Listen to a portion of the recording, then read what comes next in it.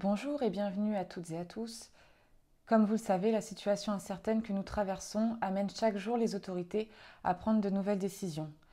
C'est ainsi qu'une nouvelle ordonnance du 15 avril 2020 est venue modifier l'ordonnance du 25 mars 2020 pour laquelle nous avions réalisé une séquence vidéo il y a quelques jours. Cette nouvelle ordonnance a été prise pour accompagner plus rapidement la reprise d'activité et le retour aux règles de droit commun en matière de computation de délai et notamment en matière d'acquisition de clauses résolutoires pour impayés locatifs de baux d'habitation. Les textes à appliquer pour la date d'acquisition d'une clause résolutoire sont, je vous le rappelle, l'article 24 de la loi du 6 juillet 89, l'article 4 de la loi du 23 mars qui fixe la durée provisoire de l'état d'urgence sanitaire du 24 mars 2020 au 24 mai 2020 et l'article 1 de l'ordonnance du 25 mars 2020 qui fixe la durée de la période juridiquement protégée du 12 mars 2020 au mois suivant le dernier jour de la période d'urgence sanitaire. Pour ces trois textes, je vous renvoie à la vidéo précédente qui les reprend en détail.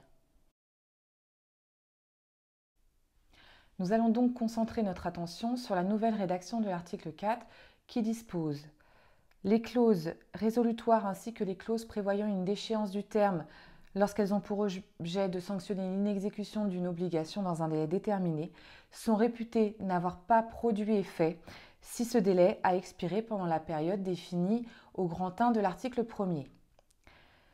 Si le débiteur n'a pas exécuté son obligation, la date à laquelle ces clauses produisent leurs effets est reportée d'une durée calculée après la fin de cette période, égale au temps écoulé entre d'une part le 12 mars 2020 ou, si elle est plus tardive, la date à laquelle l'obligation est née, et d'autre part la date à laquelle elle aurait dû être exécutée.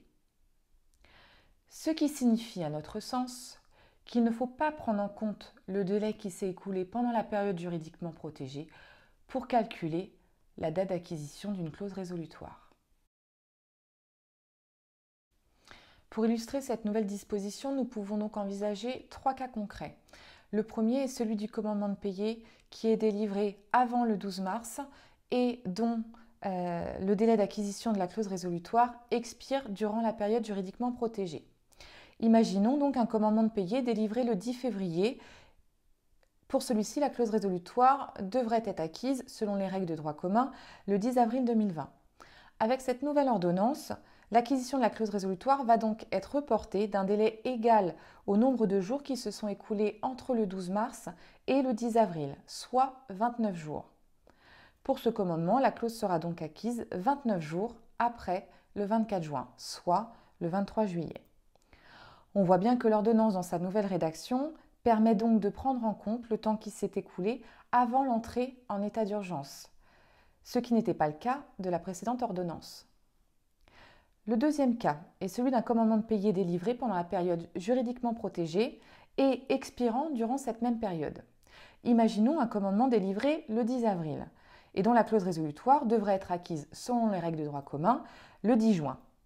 La date du 10 juin étant située dans la période juridiquement protégée, l'acquisition de la clause résolutoire va donc être reportée d'un délai égal au nombre de jours qui se sont écoulés depuis la délivrance du commandement pendant la période juridiquement protégée, soit en l'espèce du 10 avril au 10 juin. Pour ce commandement, la clause sera donc acquise 2 mois après le 24 juin, soit le 25 août 2020. Enfin, dernier cas, celui du commandement de payer qui est délivré moins de 2 mois avant la fin de la période juridiquement protégée. Imaginons le cas d'un commandement de payer qui est délivré le 7 mai et dont la clause résolutoire devrait être acquise selon les règles de droit commun le 7 juillet. L'acquisition de la clause résolutoire va donc être reportée d'un délai égal au nombre de jours qui se sont écoulés depuis la délivrance du commandement pendant la période juridiquement protégée, soit en l'espèce du 7 mai au 24 juin. Cela fait 48 jours. Pour ce commandement, la clause sera donc acquise 48 jours après le 7 juillet 2020, soit le 25 août 2020. Nous pouvons donc déduire une règle très simple. Pour tous les commandements de payer délivrés pendant la période juridiquement protégée, la clause résolutoire sera acquise 2 mois après le 24 juin. Nous tenons à attirer votre attention sur 2 points. Tout d'abord, cette nouvelle ordonnance, par sa rédaction complexe, engendre des interprétations différentes chez les professionnels du droit. Pour notre part, nous avons étudié la circulaire de présentation de la DACS ainsi que le rapport au président du 16 avril 2020 pour en tirer la règle précédemment édictée dans l'illustration numéro 3. Enfin, la date du 24 juin est amenée à être modifiée en fonction des circonstances. En effet, la sortie de confinement étant prévue pour le 11 mai 2020, on peut penser que les autorités décideront de réduire la durée de l'état d'urgence initialement prévu pour cesser le 24 mai 2020. Bien sûr, toute l'équipe est à votre disposition pour répondre à vos éventuelles questions. N'hésitez pas à nous solliciter.